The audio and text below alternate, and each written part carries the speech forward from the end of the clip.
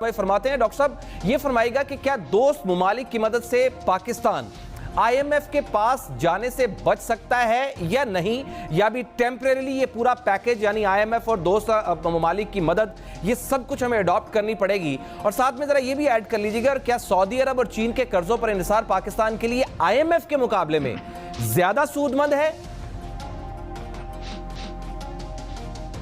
बहुत शुक्रिया। पहले मैं अर्ज कर दूं कि आपने इंतहाई अहम नुकात उठाए हैं और ये बहुत ज़रूरी है कि इसमें वाज़ेह परसेप्शन लिया जाए, क्योंकि इसका ताल्लुक पाकिस्तान की सलामती से। सर, पहला सवाल तो ये है कि आप कितने भी पैकेजेस ले आएँ, हम IMF के पास जाएंगे, उनकी शराइत मंजूर करेंगे और उनसे कर्जा लेंगे। चीन हो, सऊदी अरब ने दिया है, मलेशिया या कोई और भी हो, हम IMF के पास जाएंगे। ये तयशुदा अम्र है, इस पर कोई जो है वो दो राय नहीं है। नंबर एक। नंबर दो ये था कि हम अगर पिछले 20 साल का जायज़ा लें, जो 3 हुकूमतें आई हैं, तीनों को पैकेजेस मिले हैं बाहर से, किसी न किसी मुल्क से।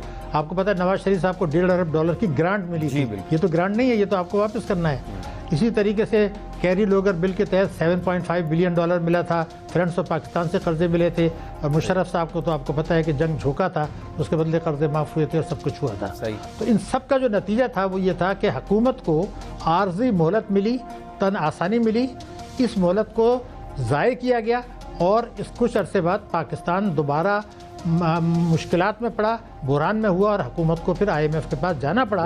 वही हालात आज बदकिस्मती से मुझे होते नज़र आ रहे हैं। उसकी वजह ये थी कि आप ये देखिए कि सऊदी अरब ने जो कुछ हमें दिया है, कुछ $6 अरब का पैकेज मैं इसको समझता हूँ, लेकिन इसमें एक जो आपने पॉलिटिकल एंगल की बात की, ये ख़तरा बहरहाल मौजूद है कि खुदा न खास्ता हम यमन के तनाज़े में मुलव्विस ना हो जाएं। मगर आज जो वज़ीर-ए-आज़म साहब ने बातें की हैं, ये पाकिस्तान को मुश्किलात में डालेंगी। मिसाल के तौर पर वो ये कहते हैं कि जनाब ये जो हम अगर कर्जे नहीं लेते तो डिफ़ॉल्ट में जाते। सवाल ये है कि कौन सी बुराई ऐसी थी जो आपको अब से 4 महीने पहले पता नहीं थी, और कौन सी नई बुराई आई है? सही है। इसका मतलब ये है कि वो सारी बातें तो आपको पहले भी पता थी, तो फिर 2 महीने से आप क्या कर रहे थे? दूसरी बात यह कि जब आप कर्जों की बात करते हैं तो मैं आपको बता दूं, रिकॉर्ड पर मैंने किताब लिखी है दहशतगर्दी, सियासत और मईशत। उसमें ये लिखा है कि $31 अरब का नुकसान हमें उठाना पड़ा था, $31 बिलियन का। वो जो है 2009 में वज़ीर ख़ारजा जो उस वक्त के थे, उन्होंने जो काम किया था उसको मैंने अजीम धोखा करार दिया था 1 दर्जन दफ़े, और वही वज़ीर ख़ारजा आज भी हैं। तो तहकीकात करके आप किस चक्कर में फंसने वाले हैं? लेकिन डॉक्टर साहब ये भी जरा ऐड कर दीजिएगा, बड़े ज़बरदस्त आपने पॉइंट रेज कर दी, जरा ये भी ऐड कर दीजिएगा कि अब मलेशिया और चीन जाना है। जो पहले पैकेज अभी जो मिल चुका 12 बिलियन का, वो और साथ में अब चीन से क्या हासिल हो सकता है? क्या चीन की रिजर्वेशंस भी हैं इमदाद करने के लिए पाकिस्तान की? पहले से कोई रिजर्वेशन मौजूद? मलेशिया से क्या मिल सकता है और चीन से क्या मिल सकता है? इमरान खान साहब क्या हासिल कर सकते हैं? देखिए, बुनियादी चीज़ ये है कि अभी तो हमें ये भी सोचना है कि किसी एक मुल्क पर हम कितना इन्हिसार करना चाहते हैं। $46 अरब से $62 अरब पर चले गए, और आपने कमर्शियल लोन्स भी लिए हुए हैं, और वो सब सूबों की मर्जी से लिए थे। ठीक है ना? हमें जो इस वक्त देखना है कि हमने उनको पिछले 5 बरस में $50 अरब दिया है।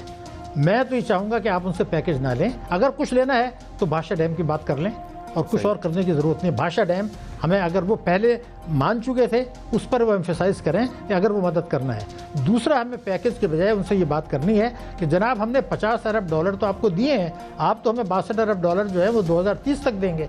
हमें ये देखिए कि आप अपना फ्री ट्रेड एग्रीमेंट को रिवाइज़ करें, यानी दोस्ताना माहौल में। ये जो अखबारी बयान हमारे हुक्मरान जारी कर देते हैं उनके मुशीर, वो बड़ी ज़्यादती है पाकिस्तान के साथ। चीन को नाराज़ नहीं करना है, उनको अपनी मुश्किलात बतानी है, IMF के ख़तरात बताने हैं। अमेरिका ने तो यहाँ तक कह दिया है कि CPEC जो है वो डेट ट्रैप है पाकिस्तान के लिए, और जो आज बुरान है वो उसकी ज़िम्मेदार जो है वो चीनी कर्जे हैं। हमें और चीन को भी ये बात पता है, तो उनसे ये बात करें कि उनके साथ जो हमारे मुआहदे हैं उसमें कुछ पाकिस्तान के फेवर में अगर आ सकते हैं तो उसको ले आएँ।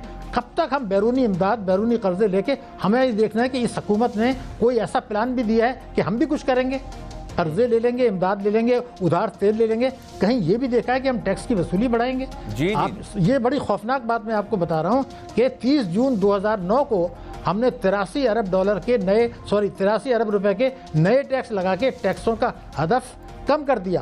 और लूटी हुई दौलत लाने की जो बात है तो वो तो बजट में नजर नहीं आ रही 30 जून 2009 के। तो क्या वो उसको लॉकर में रखने का प्रोग्राम है? ये सादगी से जो रकम आएगी क्या लॉकर में रखेंगे? तो मेरा कहना है कि मुल्की वसाइल की तो आप कोई बात ही नहीं कर रहे सिवाय एहतसाब। भाई एहतसाब अगर करना है तो नैब को करने दें, आप बार बार क्यों कहते हैं? मेरा कहना है ये सियासी बना रहे हैं तो सरमायाकारी का माहौल, फिर डिफॉल्ट का लफ्ज़ जब आप इस्तेमाल करेंगे तो पाकिस्तान के लिए बहुत बुरा है। तो मैं ये चाहता हूँ चीन से पैकेज ना लें, बहुत बड़ा पैकेज मिल गया ये $6 अरब का, फिर IMF कर्जे देगा, वर्ल्ड बैंक देगा, एशियन डेवलपमेंट बैंक देगा, तो और कितने पैसे लेने हैं अपने वसाइल की तरफ भी करें। सर क्या इस सारे सिनेरियो का डॉक्टर साहब जो इस वक्त जो पोजीशन बन रही है कि इस सारे सिनेरियो का जब हम देखते हैं कि एक तरफ पाकिस्तान है और उसकी आग सामने दो तरह की डायरेक्शंस हैं। एक डायरेक्शन में अमेरिका है, IMF है, वर्ल्ड बैंक है, और दूसरी तरफ एक बल्क है दोस्त ममालिक का जिसमें मलेशिया है, सऊदी अरब है और चीन है। ये दो तरह के एक बल्क सामने नजर आ रहे हैं।